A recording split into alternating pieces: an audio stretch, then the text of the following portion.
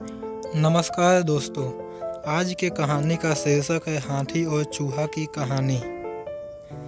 एक राज्य में एक राजा का शासन था। हर सप्ताह पूरी शानो शौकत से नगर में उसका जुलूस निकला करता था, जहाँ प्रजा उसके दर्शन किया करती थी।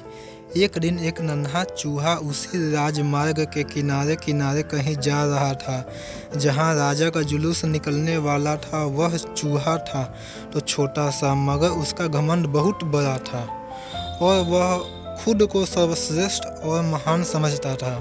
कुछ देर बाद राजमार्ग से राजा का भव्य जुलूस निकला, जिसे देखने लोगों की भीड़ लगने लगी।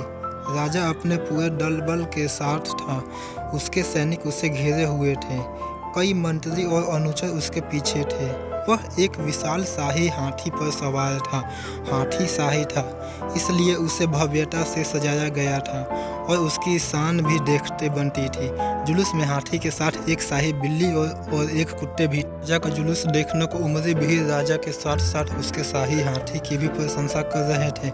यह सुनकर घमंडी चूहे को बहुत बुरा लगा। वह हाथी को गौर से देखने लगा, फिर सोचने लगा, इसमें ऐसी क्या खास बात है जो मुझ में नहीं? मैं भी उस जैसा ही हूँ। मेरे पास भी 2 आँखें, 2 कान, 1 नाक और 4 पैर है। फिर उसकी इतनी प्रशंसा क्यों?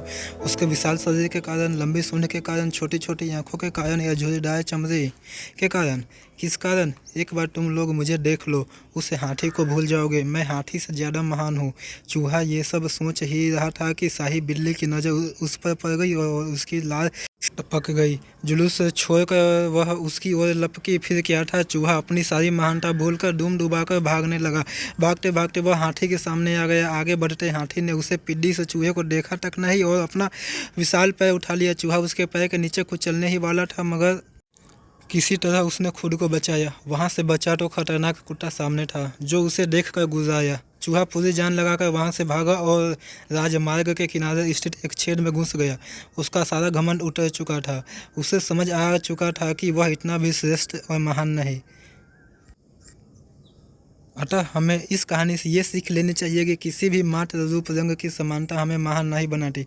महान हमारे गुण और कार्य बनाते हैं। अगर आपको हमारी ये कहानी अच्छी लगी है तो हमारे YouTube चैनल को लाइक और सब्सक्राइब ज़रूर करें।